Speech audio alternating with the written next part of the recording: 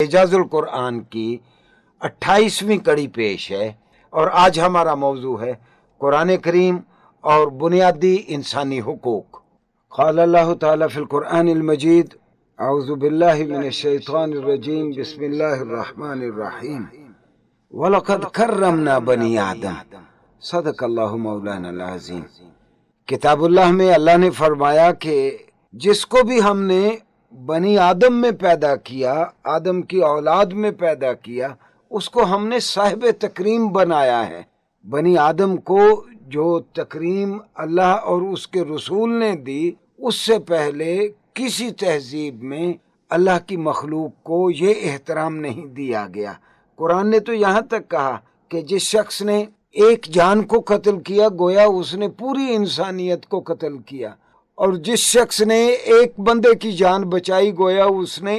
پوری انسانیت کو بچا لیا۔ یہ تکریم آدم کا سبق محمد علیہ السلام اور قرآن کریم کس دور میں دے رہے ہیں؟ سامعین گرامی، یہ اس دور میں دے رہے ہیں جب اسلام سے ماقبل کی جتنی تہذیبیں تھیں اس میں انسانیت کی قدر نہیں تھی۔ میں صرف ایک حوالے دوں گا۔ مثال کے طور پر یونانیوں کے یہاں فلسفے کو تو بڑا رواج تھا، اور ارسطو اور افلاطون کو بڑی احترام کی نظر سے دیکھا جاتا تھا، اور ارسطو نے خاص طور پر اپنا یوٹوپیا بھی پیش کیا، لیکن اس یوٹوپیا میں وہاں کے غلاموں کو کوئی حقوق نہیں دیے، بلکہ امراء کا پسندیدہ مشغلہ یہ تھا کہ جب امراء کے بچے اکٹھے ہوتے تو وہ ایک زنجی غلام کو یا ایک کالے غلام کو سامنے باندھ دیتے، اور پھر اس کے جسم کے مختلف حصوں کا تیر سے نشانہ لے کے اس کے اوپر تیر اندازی کرتے، اور وہ امراء کے بچے اس بات سے حظ اٹھاتے کہ فلاں نسل کا بندہ مرتے ہوئے کس طرح تڑپتا ہے، فلاں نسل کا بندہ مرتے ہوئے کس طرح تڑپتا ہے۔ یہ انسانیت کا احترام تھا یورپ میں اور ان جگہوں پہ جو اپنے آپ کو بڑا صاحب عقل کہتے تھے۔ اور سامعین گرامی، عربوں کے یہاں احترام آدمیت یہ تھا کہ جس کے یہاں بچی پیدا ہوتی وہ اس غیرت کے سبب، یہ غیرت کا ان کا اپنا خود ساختہ تصور تھا کہ جس کے یہاں بچی پیدا ہوتی وہ جا کے اپنی زندہ بچی کو دفن کر آتا۔ سامعین گرامی، میگنا کارٹا جو بالعموم انسانی حقوق کی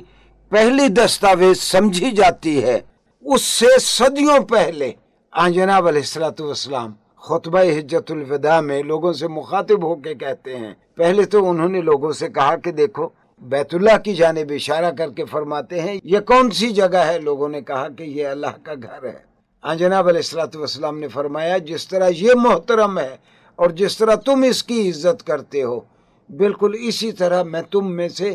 ہر کسی کی جان کو، مال کو، اس کی آبرو کو تمہارے لیے میں عزت کا حقدار بناتا ہوں۔ جس طرح تم اللہ کے گھر کا احترام کرتے ہو، اسی طرح دوسروں کی جان کا، دوسروں کے مال کا، دوسروں کی آبرو اور عزت کا تم احترام کرو گے۔ تو خطبہ حجت الوداع میں جناب علیہ السلام فرماتے ہیں اس سے بڑا مساوات کا اور انسانی بنیادی حقوق کا اس سے بڑا سبق اور ہو نہیں سکتا، جو میگنا کارٹا سے بھی صدیوں پہلے جناب علیہ السلام نے فرمایا۔ لوگوں سے مخاطب ہو کے کہتے ہیں ایھا الناس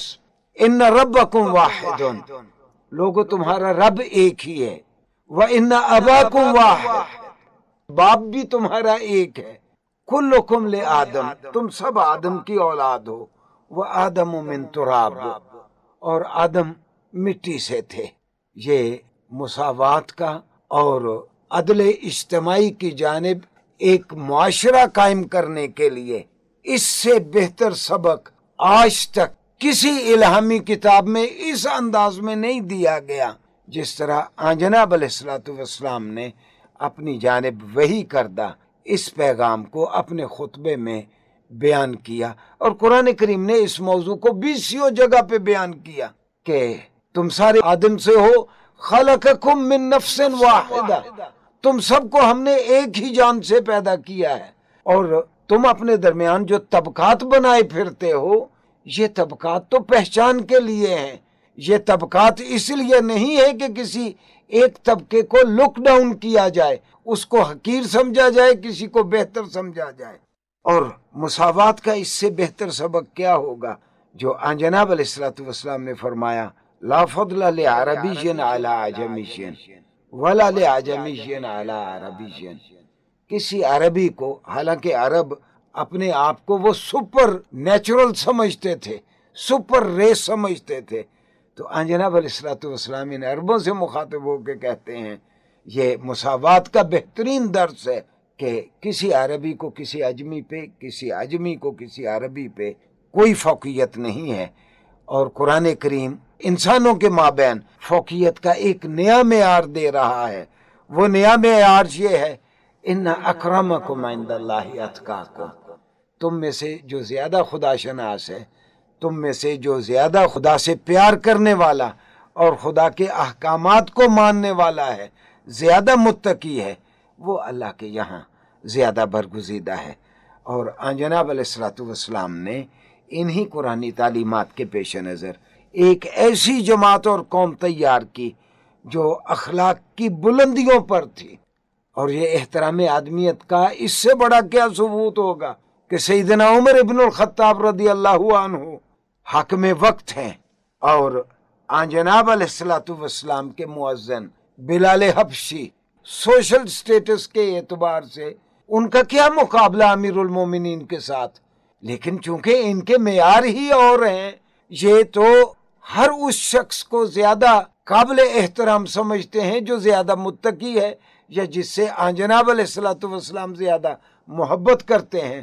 تو سیدنا عمر ابن الخطاب جب بھی بلال حبشی سے مخاطب ہوتے ہمیشہ ان کو یا سیدی کہہ کر خطاب کرتے، اے میرے آقا۔ امیر المومنین بلال حبشی کو سیدی کہتے ہیں۔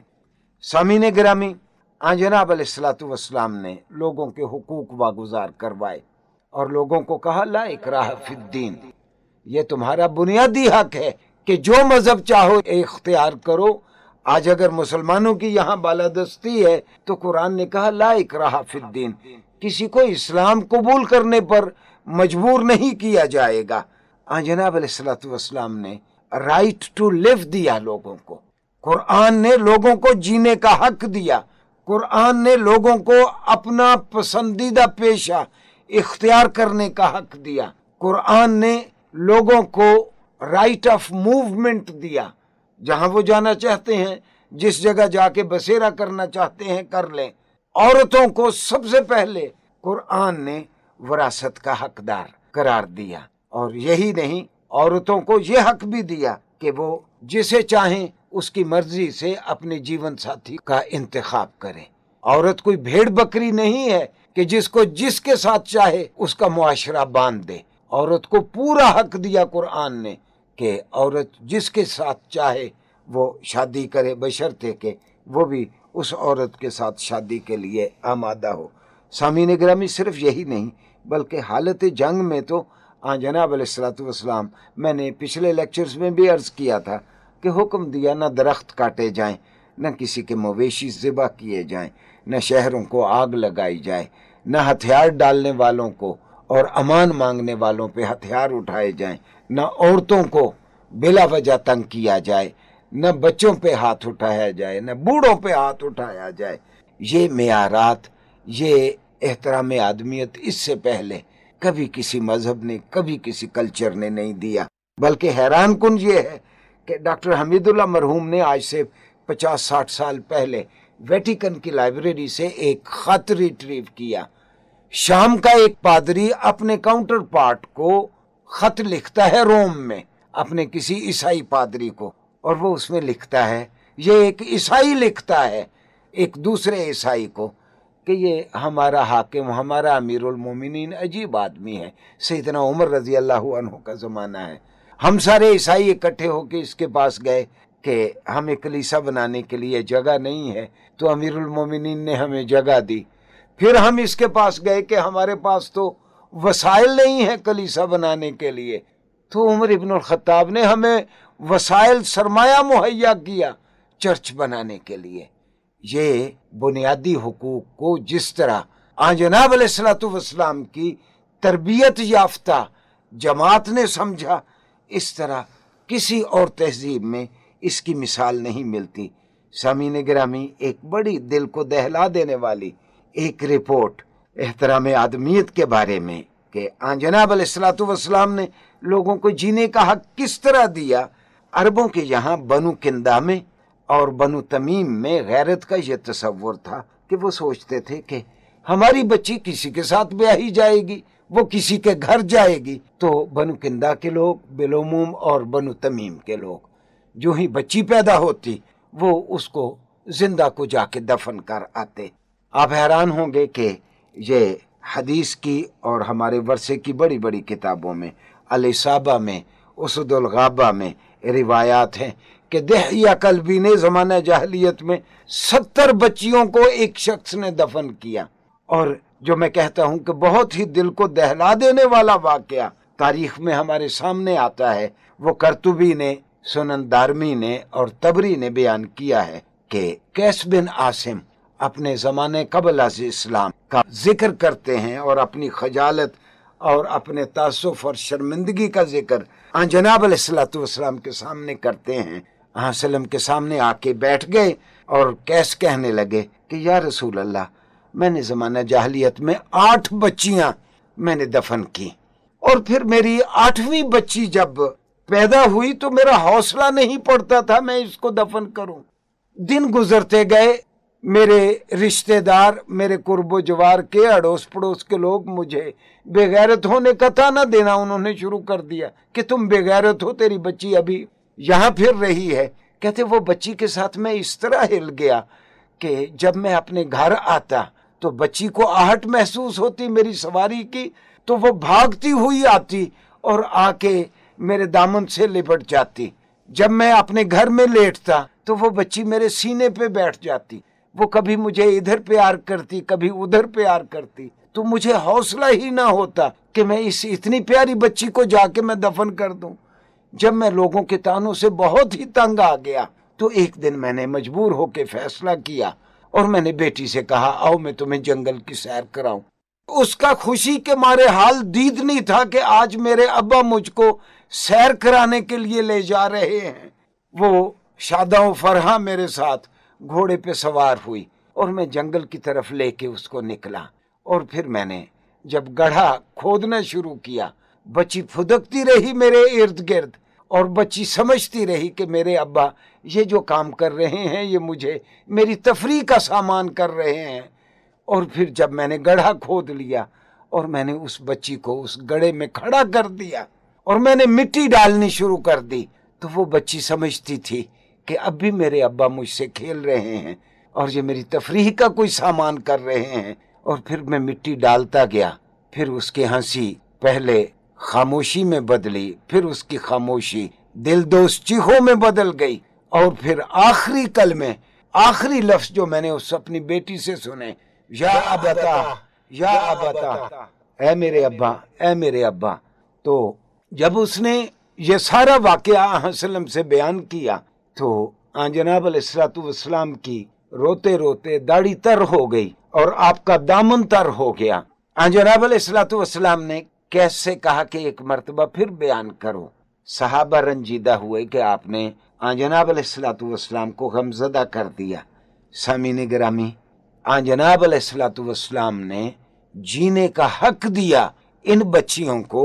जिनके बारे में कुरान ने कहा